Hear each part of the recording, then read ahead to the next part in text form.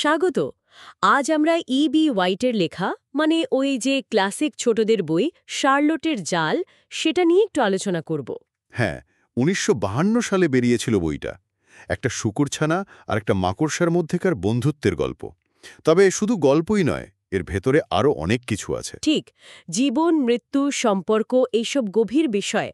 আমাদের হাতে যে তথ্যগুলো আছে সেগুলো মূলত বইটার কাহিনী আর ওর ভেতরের বার্তাগুলোই তুলে ধরে। একদম। এটা শুধু উইলবার নামের ওই শূকরছানা আর শার্লেট নামের মাকড়সার গল্প না। আসলে গল্পের প্রতিটা মোড় যেন জীবনকে বোঝার এক একটা ধাপ খুলে দেয়। যেমন ধরুন, শুরুতেই উইলবার জন্মেছিল খুব দুর্বল হয়ে।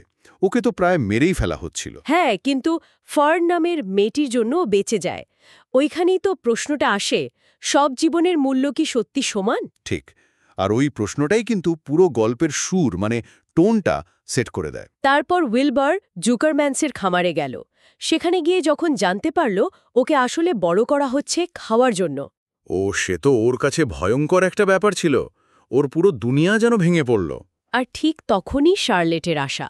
সে শুধু ওকে ভরসা দিল না, রীতিমতো প্রতিজ্ঞা করল উইলবারকে বাঁচানোর। এটা কিন্তু একটা অদ্ভুত বন্ধুত্ব, তাই না? একটা মাকড়সা আর একটা শূকর। হ্যাঁ, একদমই।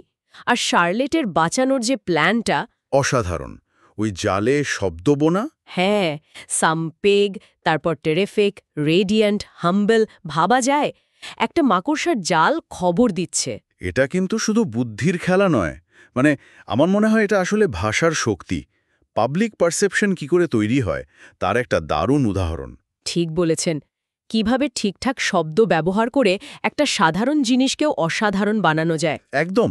মনে হয় যেন ওই খামারের সাধারণ জীবনের মধ্যেই মিডিয়া বা মার্কেটিংয়ের একটা ছোট মডেল লুকিয়ে আছে। ব্যাপারটা আসলেই ভাবায়, বিশেষ করে যখন দেখি এই শব্দগুলোই উইলবারের কপালটা বদলে দিল। লোকে ওকে আর সাধারণ শূকর হিসেবে দেখছে না, দেখছে একটা বিস্ময়কর প্রাণী হিসেবে। তবে এই প্ল্যানে কিন্তু ওই স্বার্থপর ইঁদুরটা টেম্পলটন, ওরও একটা ভূমিকা ছিল। ও হ্যাঁ, টেম্পলটন। শব্দ খুঁজে আনার জন্য তোকে দরকার হয়েছিল। হ্যাঁ, ওর চরিত্রটা গল্পে আর একটা লেয়ার যোগ করে আর কি। সে সাহায্য করে, কিন্তু নিজের স্বার্থে। তার মানে ভালো কাজ করতে গেলেও সবসময় ভালো উপাদানের দরকার হয় না। অনেকটা সেরকমই। এটা জীবনের একটা বাস্তব দিক। সবাই তো আর নিঃস্বার্থ হয় না, কিন্তু একসাথে কাজ করলে লক্ষ্য পূরণ হয়। তারপর রাজ্যমেলায় গল্পের ক্লাইম্যাক্সটা এলো। হ্যাঁ, উইলবার পুরস্কার পেল, ওর জীবনটা বেঁচে গেল। শার্লটের শেষ লেখা হাম্বল সেটার জন্য। কিন্তু এই সাফল্যের পরে সবচেয়ে দুঃখের মুহূর্তটা এলো, শার্লটের মৃত্যু। ঠিক। সে যেন ওর কাজ শেষ করে নীরবে চলে গেল। উফ। শার্লটের মৃত্যুটা কিন্তু গল্পে খুব জরুরি একটা অংশ। এটা ছোটদের বই হলেও লেখক মৃত্যুকে এড়িয়ে যাননি। সেটা ঠিক। বরং দেখাচ্ছেন মৃত্যু জীবনেরই একটা স্বাভাবিক অংশ, একটা পরিণতি। শার্লট ওর ডিমগুলো রেখে যায়, পরের প্রজন্মকে। ও আচ্ছা, ওর বাচ্চারা। হ্যাঁ, তারপর শান্তিতে চলে যায়। এটা জীবনচক্রের খুব সহজ কিন্তু গভীর একটা ছবি। ওর কাজের মধ্যে দিয়ে, ওর সন্তানদের মধ্যে দিয়ে ও তো বেঁচে রইল। তার মানে ভালোবাসা বা ভালো কাজ মৃত্যুর পরেও থেকে যায়। লেখক সেটাই বলতে চেয়েছেন। তাহলে যদি আমরা মূল বিষয়গুলো আর একবার দেখি, নিঃস্বার্থ বন্ধুত্ব, আত্মত্যাগ, এগুলো তো একেবারে সামনে। অবশ্যই, শার্লট তো বন্ধুর জন্য নিজের জীবনটাই প্রায় দিয়ে দিল। আর তার পাশাপাশি প্রত্যেকটা জীবনের যে একটা মূল্য আছে, সে যত ছোটই হোক বা তুচ্ছই মনে হোক না কেন, সেই বার্তাটাও খুব জোরালো। খুবই জোরালো। আর সহানুভূতি, ফর্নের সহানুভূতি দিয়ে শুরু আর শার্লটের আত্মত্যাগ দিয়ে শেষ। অন্যের জায়গায় নিজেকে ভাবা। একদম। আর জীবন মৃত্যুর যে স্বাভাবিক চক্র, সেটাকে মেনে নেওয়ার শিক্ষা। শার্লটের মৃত্যুটা দুঃখের, কিন্তু ওটা তো প্রকৃতির নিয়ম। ঠিক।